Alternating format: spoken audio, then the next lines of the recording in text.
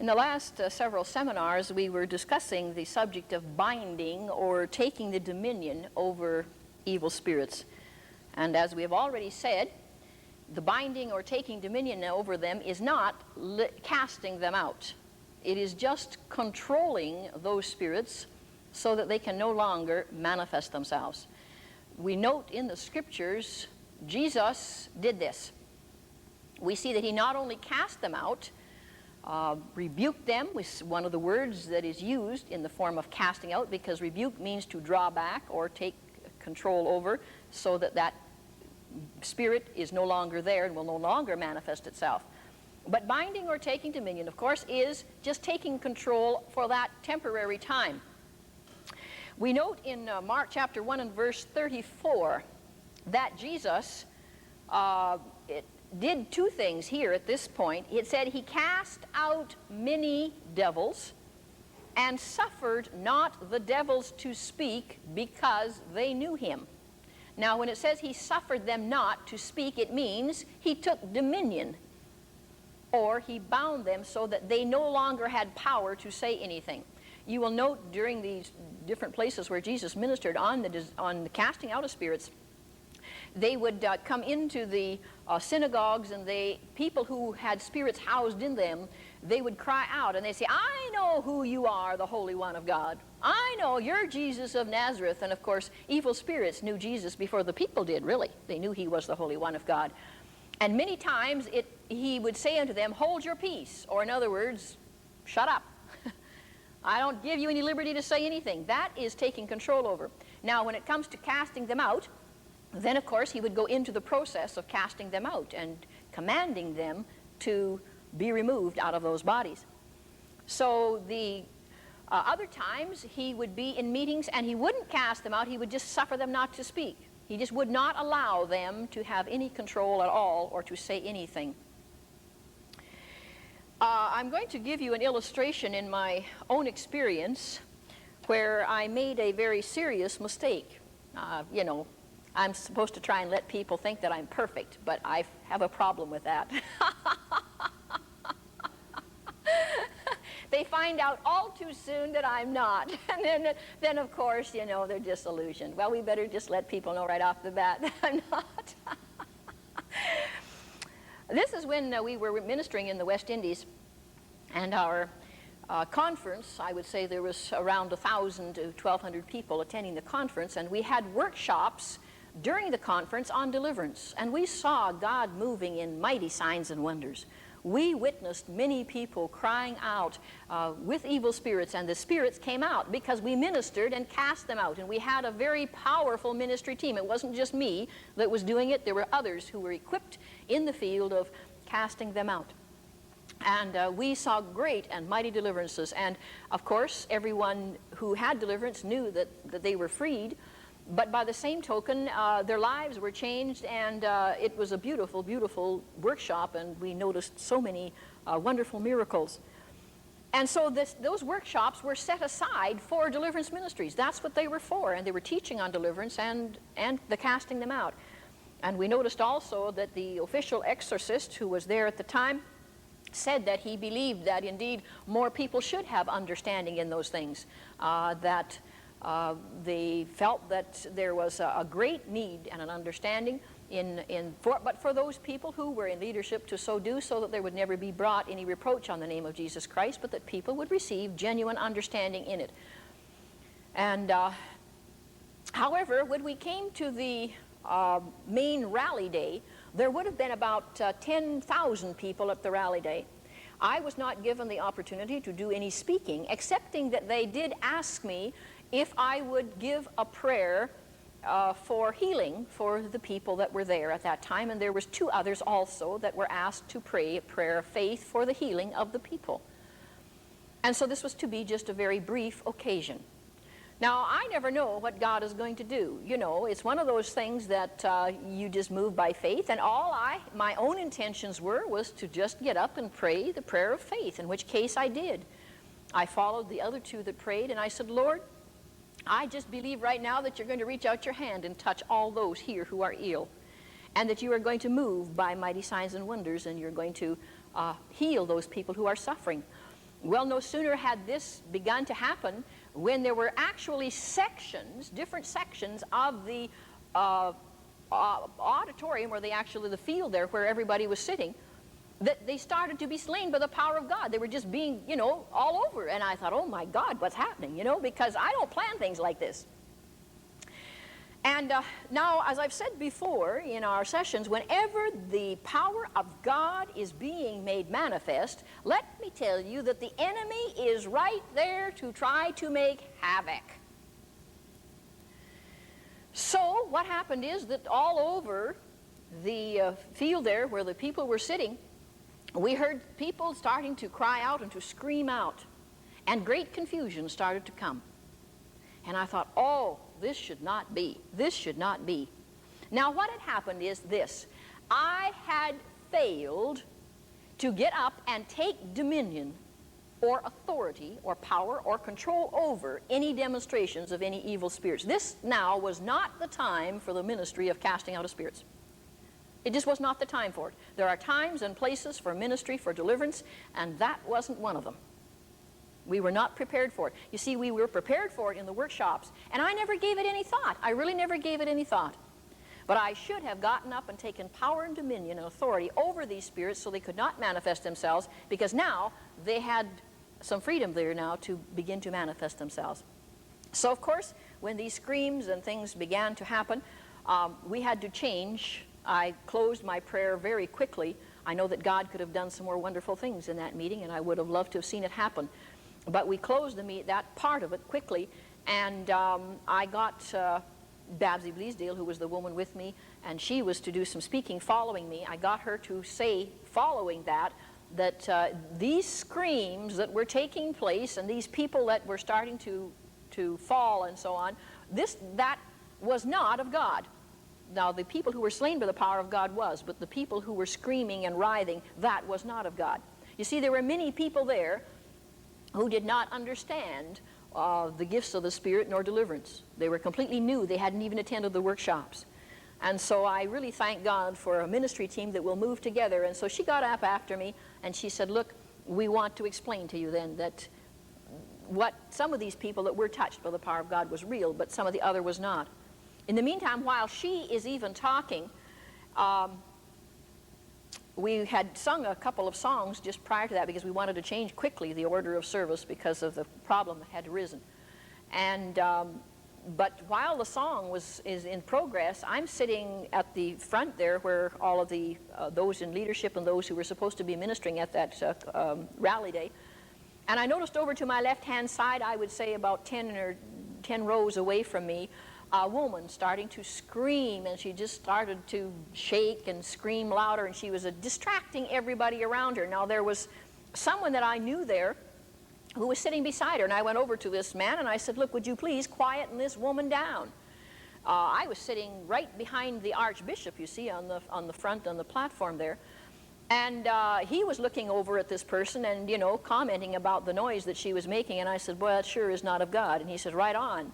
And so I got up and went over to this man and said, look, quieten this woman down.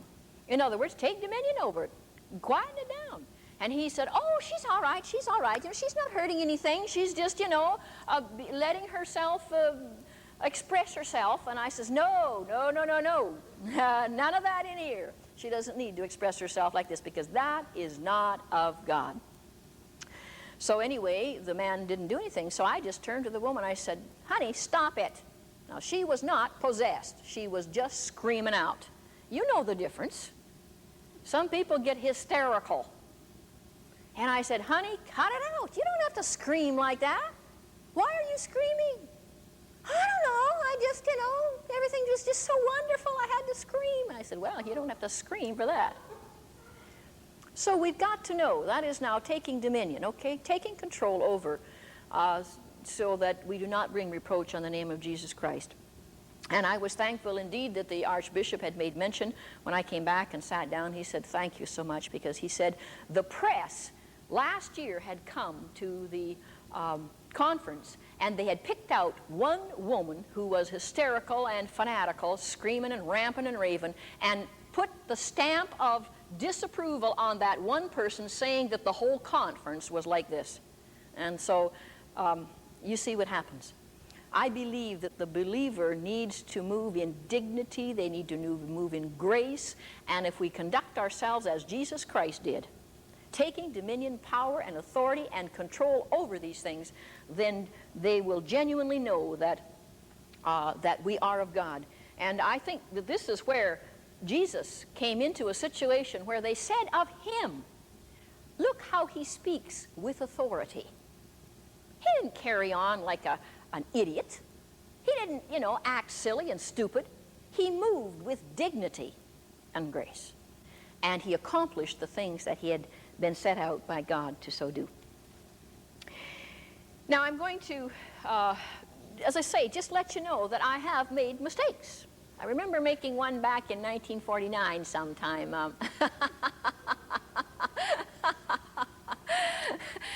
Well, all right. So, you see, I learned by my mistakes, and I'm thankful for that now, because now I can teach you, okay? There are times when we come into meetings, and I believe that we should take dominion, power, and authority over any manifestation of evil spirits, so that they do not or are not able to make havoc. But by the same token, there are other meetings that you come into that you want that freedom and liberty, because when you do, then you're able to move in the power and in the name of Jesus Christ and have deliverance right there in your meetings. And that's what they're for. So we learn to move in whatever direction the Spirit of God is leading. And we need to use the gift of the word of wisdom.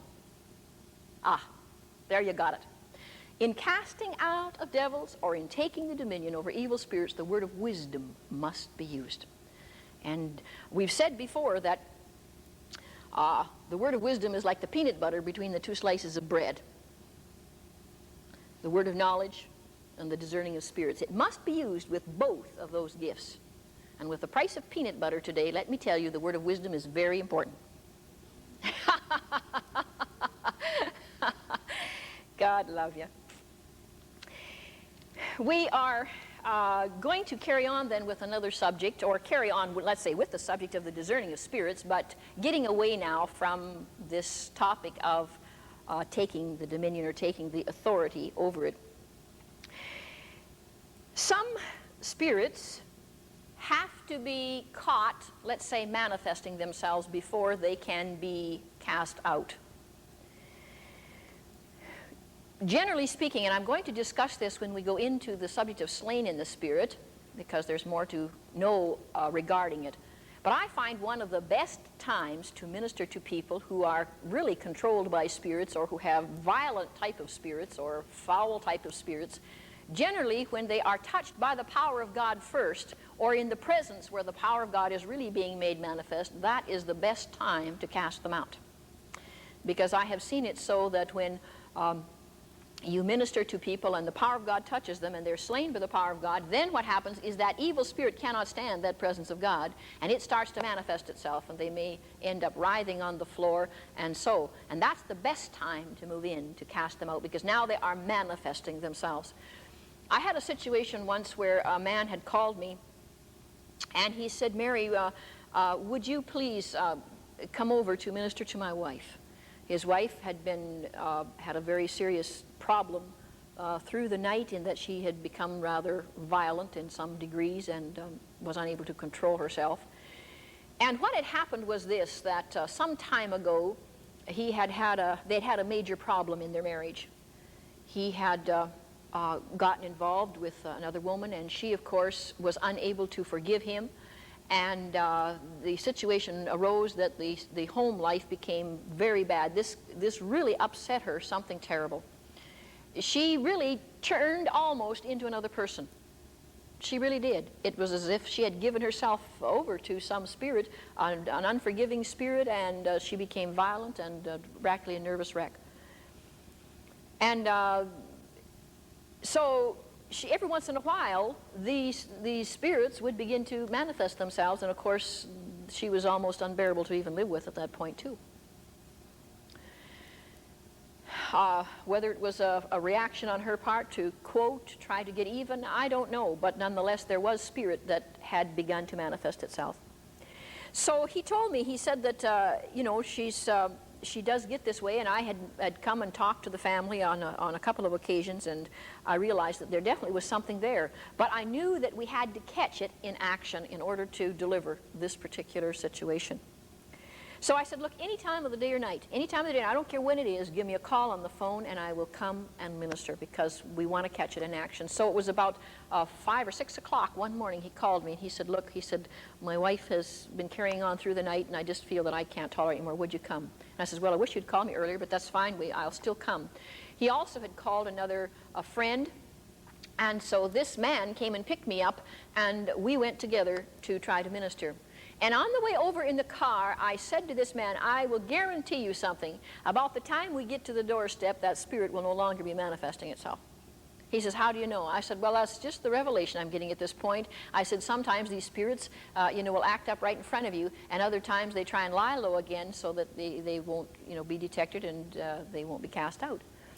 So we no sooner had gotten to the door, rang the bell, and he came to the door and answered the bell, and he said, she seems to be okay right now. And I looked at the fellow and I said, yeah, see, I said, So I went in, and she looked like she had been drugged through a knothole. She had been crying, and she was sitting on the edge of the bed, very calm at this point, but she had had a real bad seize of the whole situation through the night.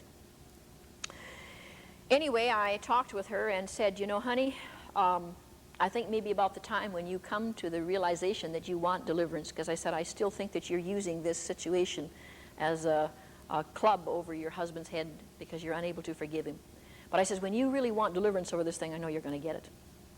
So I said, another time, when you know that you want deliverance, I'll come, but you've got to want it too. And so it was later on, I would say a couple of months following that we did have opportunity to minister again, and we saw the deliverance in this darling, and she, of course, is completely set free. And both of the husband and wife have rededicated their lives to the Lord, and I believe God has repaired the marriage and repaired the breach and given them a new start. And I'm thankful for that. But I know that sometimes spirits do manifest themselves, and they need to be caught in action. Another little story that I want to tell you as well is regarding ministering to people who sometimes, let's say, think they have got evil spirits and really who do not. We cannot assume, just because people act strangely or not quite as the way we think they should, that they have got evil spirits. When I was in the Far East ministering, there was a man and a woman who were unable to attend the seminars. And of course, his wife had been having some very strange problems. And he called me all the way to Canada and asked if he could come over to Canada and bring his wife because he felt that she needed ministry. And I said, well, it's a long ways to come. And I said, I know that there are people of God and filled with the Spirit that can minister to you there. I never did feel that I was the only one, that people could come to for ministry. And in fact, what I do right now at this point is that there are so many people calling on the phone for ministry. They try many different efforts to reach you on the phone. And I am, at this point, referring them to people who I have taught in the gifts of the Spirit, because, it isn't just me that ministers these things. It's anybody who is trained in this area and who has the Spirit of God in them. I don't like people to get faith in me as a person, because it's God that moves. Anyway, back to this precious darling. They came over all the way from the Far East to Canada. And she said, I get chirping noises in my head. She says, it just sounds like something. I don't know what it is, a chirping noise. She says, at times it seems to be over in one part of the room. And at times, she says, it just seems to be in my head. And other times it seems to be over the head of my husband. And she says, I've been literally going crazy with it. She says, I have gone to the witch doctors here in my country. And she says, I have tried so hard to get rid of this thing. She said, they have burnt incense, and they have put their little sticks of, they kind of burn, I don't know what you call them, jaw sticks and things like this. They do all sorts of going through their magical incantations to try to deliver me from these chirping noises in my head. And she says, nothing has ever been accomplished. Well, I'd like to finish telling you the story about this, so possibly you could come back next time and we'll be glad to share it with you.